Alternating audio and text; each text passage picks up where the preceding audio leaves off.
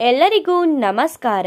2025ನೇ ವರ್ಷದ ಯುಗಾದಿಯ ಮೇಷರಾಶಿಯ ಯುಗಾದಿಯ ವರ್ಷ ಭವಿಷ್ಯ ಹೇಗಿರುತ್ತದೆ?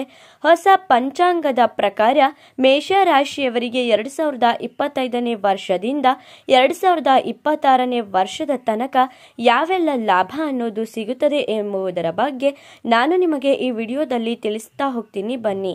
ಅದಕ್ಕೂ ಮುನ್ನ ನೀವೇನಾದರೂ ಮೇಷ ರಾಶಿಯವರಾಗಿದ್ದರೆ ಹಾಗೂ ದೇವರು ಮತ್ತು ಜ್ಯೋತಿಷ್ಯ ಶಾಸ್ತ್ರವನ್ನು ನಂಬುವುದಾದರೆ ಈ ವಿಡಿಯೋಗೆ ಈಗಲೇ ಒಂದು ಲೈಕ್ ಕೊಡಿ ಮತ್ತು ತಪ್ಪದೇ ನಮ್ಮ ATV ಕರ್ನಾಟಕ ಯೂಟ್ಯೂಬ್ ಚಾನಲ್ ಅನ್ನು ಸಬ್ಸ್ಕ್ರೈಬ್ ಮಾಡ್ಕೊಳ್ಳಿ. ನಿಮ್ಮ ಜೀವನದಲ್ಲಿ ಯಾವುದೇ ಸಮಸ್ಯೆ ಇದ್ದರೂ ಕೂಡ ಡಿಸ್ಪ್ಲೇ ಆಗುತ್ತಿರುವ ಗುರೂಜಿ ನಂಬರ್ಗೆ ಕರೆ ಮಾಡಿರಿ. ಜನವರಿ 1ನೇ ತಾರೀಕು 2025ನೇ ವರ್ಷದಲ್ಲಿ ನಮ್ಮ ಕ್ಯಾಲೆಂಡರ್ ಪ್ರಕಾರ ಹೊಸ ವರ್ಷವಾದರೆ ಹಿಂದೂಗಳ ಶಾಸ್ತ್ರ ಮತ್ತು ಸಂಪ್ರದಾಯದ ಪ್ರಕಾರ ಯುಗಾದಿ ಹಬ್ಬ ಹೊಸ ವರ್ಷವಾಗಿರುತ್ತದೆ. ಅಂದು ಹೊಸ ಪಂಚಾಂಗ ಅನ್ನೋದು ಶುರುವಾಗುತ್ತೆ. ಹಾಗಾಗಿ ಮೇಷರಾಶಿಯವರಿಗೆ ಯುಗಾದಿ ಭವಿಷ್ಯ ಹೇಗಿರುತ್ತದೆ, ಮೇಷರಾಶಿಯವರಿಗೆ ಯಾವೆಲ್ಲ ಶುಭ ಫಲಗಳು ದೊರೆಯಲಿದೆ, ಯಾವೆಲ್ಲ ಅಶುಭ ಫಲಗಳು ಬರಲಿದೆ ಎಂಬುದರ ಬಗ್ಗೆ ಈ ವಿಡಿಯೋದಲ್ಲಿ ನೋಡೋಣ.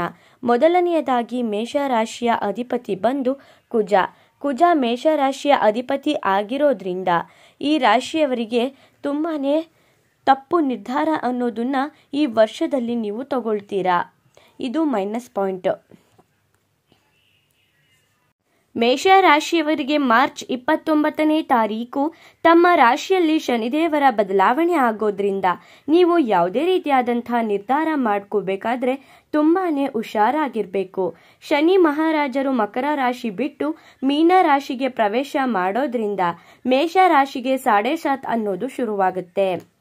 ಮಾರ್ಚ್ 29ನೇ ತಾರೀಕಿನ ನಂತರ ಮೇಷರಾಶಿಯವರಿಗೆ 7.5 ಶುರುವಾಗೋದ್ರಿಂದ ಅವರು ಯಾವುದೇ ನಿರ್ಧಾರ ಮಾಡಬೇಕಾದ್ರೆ ತುಂಬ ಹುಷಾರಾಗಿ ನಿರ್ಧಾರನ ಮಾಡಬೇಕು. ಯಾಕಂದರೆ 7.5 ಶನಿ ತಮ್ಮ ಕರ್ಮಗಳಿಗೆ ತಕ್ಕಂತಹ ಫಲಗಳನ್ನ ಕೊಡುವಂತಹ ರಾಶಿ ಆಗಿರೋದ್ರಿಂದ, ಗ್ರಹ ಆಗಿರೋದ್ರಿಂದ, ಹಾಗಾಗಿ ಶನಿ ಮಹಾರಾಜರು ಮೇಷರಾಶಿಗೆ ಬಂದಾಗ 7.5 ಶುರುವಾಗುತ್ತೆ.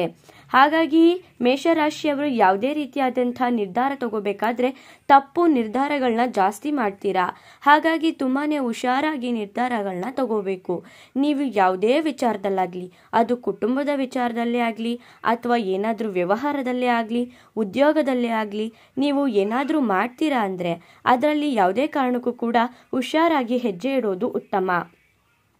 ಇನ್ನು ಮೇಷರಾಶಿಯವರಿಗೆ ಮುಂದಿನ 7 ವರ್ಷ ಶನಿದೇವರು ನಿಮ್ಮ ರಾಶಿಯಲ್ಲಿ ಇರೋದ್ರಿಂದ ಶನಿದೇವರು ಒಳ್ಳೆಯದು ಕೆಟ್ಟದ್ದು ಎರಡನ್ನೂ ಕೂಡ ಈ ರಾಶಿಯವರಿಗೆ ಮಾಡ್ತಾರೆ.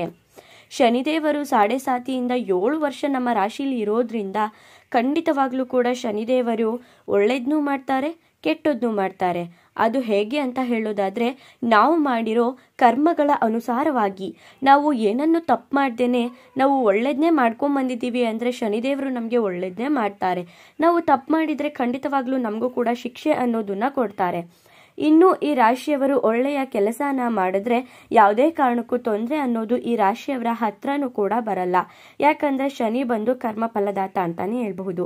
ಇವರು ಎಲ್ಲರಿಗೂ ಕೂಡ ಒಳ್ಳೆಯದನ್ನೇ ಬಯಸಬೇಕು, ಒಳ್ಳೆಯದನ್ನೇ ಮಾಡಬೇಕು.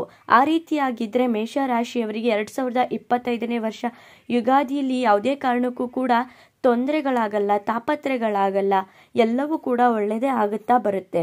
ಇನ್ನು ಗುರುವಿನ ಬದಲಾವಣೆ, ಶನಿ ಬದಲಾವಣೆ, ರಾಹು ಕೇತುವಿನ ಬದಲಾವಣೆ ಆಗೋದ್ರಿಂದ ನೀವು ತುಂಬಾ ತೊಂದರೆಗಳನ್ನ ಎದುರಿಸಬೇಕಾಗತ್ತೆ. ಶನಿ ಬದಲಾವಣೆಯಿಂದ ನೀವು ತುಂಬಾ ತೊಂದರೆಗಳನ್ನ ಎದುರಿಸ್ತೀರಾ. ಗುರುವಿನ ಬದಲಾವಣೆಯಿಂದ ಕೂಡ, ಹಾಗೆ ರಾಹು ಕೇತುವು ಕೂಡ ಬದಲಾಗ್ತಿರೋದ್ರಿಂದ ಮೇಷರಾಶಿಯವರು ಈ ವರ್ಷ ತುಂಬಾ ಹುಷಾರಾಗಿರ್ಬೇಕು ಅಂತಾನೆ ಹೇಳ್ಬಹುದು. ಆರೋಗ್ಯದಲ್ಲಿ ತೊಂದರೆ ಅನ್ನೋದು ಕಾಡುತ್ತೆ, ಹುಷಾರಾಗಿರಿ. ನಿಮ್ಮ ಆರೋಗ್ಯನ ನೀವು ತುಂಬ ಚೆನ್ನಾಗಿ ಇಟ್ಕೋಬೇಕು. ನಿಮ್ಮ ಆರೋಗ್ಯದಲ್ಲಿ ಏನಾದರೂ ಸ್ವಲ್ಪ ಬದಲಾವಣೆ ಆಗ್ತಿದೆ ಅಂದರೆ, ಈಗ ತಲೆನೋವು ಬರೋದು ಅಥವಾ ಹೊಟ್ಟೆಗೆ ಸಂಬಂಧಿಸಿದಂತಹ ಕಾಯಿಲೆಗಳು ಬರೋದು, ಈ ರೀತಿಯಾಗಿ ನಿಮ್ಮ ಆರೋಗ್ಯದಲ್ಲಿ ಸ್ವಲ್ಪ ಏರುಪೇರಾದರೂ ಕೂಡ ನೀವು ತಕ್ಷಣ ವೈದ್ಯರ ಹತ್ರ ಹೋಗೋದು ಉತ್ತಮ. ಯಾಕಂದರೆ ಆ ಆರೋಗ್ಯ ತುಂಬಾ ತೊಂದರೆಗಳು ಜಾಸ್ತಿ ಆಗುವಂತಹ ಸಾಧ್ಯತೆಗಳಿರುತ್ತೆ. ದೊಡ್ಡ ದೊಡ್ಡ ಹಣನ ವ್ಯಯ ಮಾಡಬೇಕಾಗುತ್ತೆ. ಹಾಗಾಗಿ ನೀವು ಸಣ್ಣ ಪುಟ್ಟಂತಹ ನೀವು ಸ್ವಲ್ಪ ಹುಷಾರು ತಪ್ಪಿದ ತಕ್ಷಣ ನೀವು ಹೋಗಿ ತೋರಿಸ್ಕೊಳ್ಳೋದು ಒಳ್ಳೆಯದು. ಹಣಕಾಸಿಗೆ ಸಂಬಂಧಿಸಿದಂತೆ ಹೂಡಿಕೆ ಮಾಡುವಾಗ ತುಂಬಾ ಎಚ್ಚರಿಕೆಯಿಂದ ಇರಬೇಕು. ಹಣಕ್ಕೇನು ಈ ವರ್ಷ ನಿಮಗೆ ತೊಂದರೆ ಅನ್ನೋದು ಇರೋದಿಲ್ಲ. ಆದರೆ ಆ ಹಣನ ನೀವು ತುಂಬಾ ಹುಷಾರಾಗಿ ಇಡಬೇಕು ಅಂತ ಹೂಡಿಕೆ ಮಾಡ್ತಿರ್ತೀರಲ್ಲ, ಅದು ಫ್ಯೂಚರ್ಗೆ ಆಗಿರಬಹುದು, ಇಲ್ಲ ಒಂದು ಸೈಟ್ ಮೇಲೆ ಇನ್ವೆಸ್ಟ್ ಮಾಡೋದಾಗಿರಬಹುದು, ಅಥವಾ ಒಂದು ಮನೆ ಕಟ್ಸೋದ್ರ ಬಗ್ಗೆ ಯೋಚನೆ ಮಾಡ್ತಿರಬಹುದು. ಈ ರೀತಿಯಾಗಿ ಮೇಷರಾಶಿಯವರು ಯಾವುದ್ರಲ್ಲಾದರೂ ಇಲ್ಲ ಮ್ಯೂಚುವಲ್ ಫಂಡ್ಸ್ ಅಥವಾ ಈ ಥರ ಸ್ಟಾಕ್ ಮಾರ್ಕೆಟ್ ಇದರಲ್ಲಿ ನೀವು ಹೂಡಿಕೆ ಮಾಡ್ತಿದ್ದೀರಾ ಅಂತ ಅಂದ್ಕೊಳ್ಳಿ. ಆದರೆ ನೀವು ಹುಷಾರಾಗಿ ಹೂಡಿಕೆ ಮಾಡೋದು ಉತ್ತಮ. ಯಾಕಂದರೆ ನಿಮ್ಮ ಹಣಕಾಸಿಗೆ ಸಂಬಂಧಿಸಿದಂತೆ ತುಂಬಾ ಎಚ್ಚರಿಕೆಯನ್ನು ವಹಿಸಬೇಕಾಗತ್ತೆ. ನೀವು ಹಣನ ಕಳ್ಕೊಂಡ್ಬಿಡ್ತೀರಾ. ಇನ್ನು ಗುರುವಿನ ಬದಲಾವಣೆಯಿಂದ ಈ ವರ್ಷ ನಿಮಗೆ ಗುರುವಿನ ಬಲ ಅನ್ನೋದೇ ಇರೋದಿಲ್ಲ.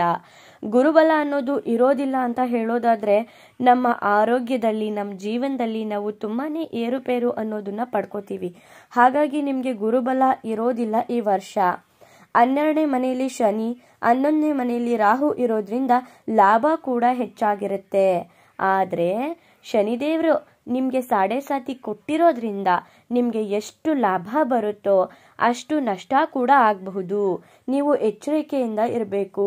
ಎಷ್ಟು ಹಣ ಬರುತ್ತೋ ನಿಮ್ಮ ಖರ್ಚು ವೆಚ್ಚಗಳ ಬಗ್ಗೆ ಯೋಚನೆ ಮಾಡ್ಕೋತಾ ನಿಮ್ಮ ಆರೋಗ್ಯದಲ್ಲಿ ನೀವು ಹುಷಾರಾಗಿದ್ದು ನೀವು ಶನಿದೇವರ ಮೊರೆ ಹೋಗೋದ್ರಿಂದ ಖಂಡಿತವಾಗ್ಲೂ ಕೂಡ ನಷ್ಟ ಅನ್ನೋದು ಕೂಡ ಕಡಿಮೆ ಆಗುತ್ತೆ.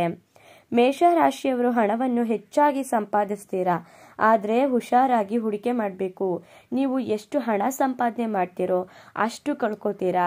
ಹಾಗಾಗಿ ನೀವು ಹಣನ ಖರ್ಚು ಮಾಡಬೇಕಾದ್ರೆ ಅಥವಾ ಏನಾದರೂ ಒಂದು ವ್ಯವಹಾರಕ್ಕೆ ಹಾಕಬೇಕಾದ್ರೆ ನೀವು ತುಂಬಾ ಹುಷಾರಾಗಿ ಹಣನ ಹಾಕಬೇಕು. ಇನ್ನು ಶಾರ್ಟ್ಕಟ್ಟಲ್ಲಿ ಈ ವರ್ಷ ಹಣ ಮಾಡ್ತೀರಾ, ನೀವು ತುಂಬಾ ಈಸಿಯಾಗಿ ನೀವು ಹಣನ ಸಂಪಾದನೆ ಮಾಡ್ತೀರಾ ಈ ವರ್ಷದಲ್ಲಿ. ಇನ್ನು ಈ ರಾಶಿಯವರು ಬಡವರಿಗೆ ಸಹಾಯ ಮಾಡಬೇಕು.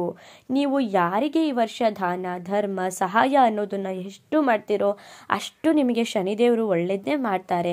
ನೀವು ಯಾರಿಗೆ ಎಷ್ಟು ತೊಂದರೆ ಕೊಡ್ತೀರೋ, ಯಾರಿಗೆ ಎಷ್ಟು ಮೋಸ ಮಾಡಬೇಕು ಅಂತ ಅನ್ಕೋತೀರೋ ಅದನ್ನೆಲ್ಲ ಬಿಟ್ಟು ನೀವು ಒಳ್ಳೇದನ್ನ ಮಾಡಿ, ಆಗ ಖಂಡಿತವಾಗ್ಲೂ ಕೂಡ ಶನಿದೇವರು ನಿಮಗೆ ಒಳ್ಳೆಯದನ್ನೇ ಮಾಡ್ತಾರೆ. ಗಂಡ ಹೆಂಡತಿ ಮಧ್ಯೆ ವಿರಸ ಅನ್ನೋದು ಬರಬಹುದು, ಕುಟುಂಬದಲ್ಲಿ ಕಲಹ ಅನ್ನೋದು ಆಗಬಹುದು.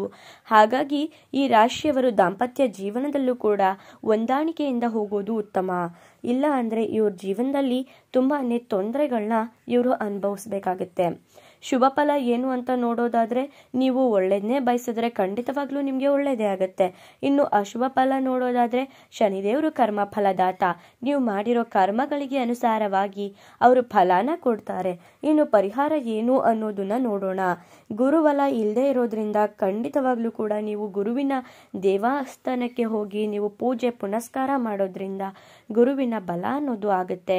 ಶನಿದೇವರು ಸಾಡೆಸಾತಿಯಿಂದ ನಾವು ತಪ್ಪಿಸ್ಕೋಬೇಕು ಅಂತ ಅನ್ನೋದಾದ್ರೆ ಖಂಡಿತವಾಗ್ಲೂ ಕೂಡ ಪ್ರತಿ ಶನಿವಾರ ನೀವು ಆಂಜನೇಯ ಸ್ವಾಮಿಯ ದೇವಾಲಯಕ್ಕೆ ಹೋಗಿ ಅರ್ಚನೆ ಪೂಜೆ ಈ ರೀತಿಯಾಗಿ ಮಾಡಿ. ಇನ್ನು ಈ ವರ್ಷದಲ್ಲಿ ದಾನ ಧರ್ಮ ಮಾಡಿದ್ರೆ ಖಂಡಿತವಾಗ್ಲೂ ಕೂಡ ಶನಿದೇವರಿಂದ ನೀವು ಬಚಾವಾಗ್ತೀರಾ. ನೋಡಿದ್ರಲ್ಲ ಮೇಷರಾಶಿಯವರಿಗೆ ಯಾವೆಲ್ಲ ಲಾಭ ಅನ್ನೋದು ಯುಗಾದಿ ಭವಿಷ್ಯದಲ್ಲಿದೆ. ಹೊಸ ಪಂಚಾಂಗದ ಪ್ರಕಾರ ಮೇಷರಾಶಿಯವರಿಗೆ ಯಾವೆಲ್ಲ ಫಲಾನುಫಲಗಳಿದೆ ಅಂತ. ನಿಮಗೂ ಕೂಡ ಈ ವಿಡಿಯೋ ಇನ್ಫಾರ್ಮೇಟಿವ್ ಅನಿಸಿದ್ರೆ ದಯವಿಟ್ಟು ಈ ವಿಡಿಯೋನ ಪ್ರತಿಯೊಬ್ಬರಿಗೂ ಕೂಡ ಶೇರ್ ಮಾಡಿ. ಹಾಗೆ ಮುಂದಿನ ವಿಡಿಯೋದಲ್ಲಿ ಸಿಗ್ತೀನಿ. ಅಲ್ಲಿವರೆಗೂ ನೋಡ್ತಾ ಇರಿ ನಮ್ಮ ಚಾನಲ್. ಧನ್ಯವಾದಗಳು.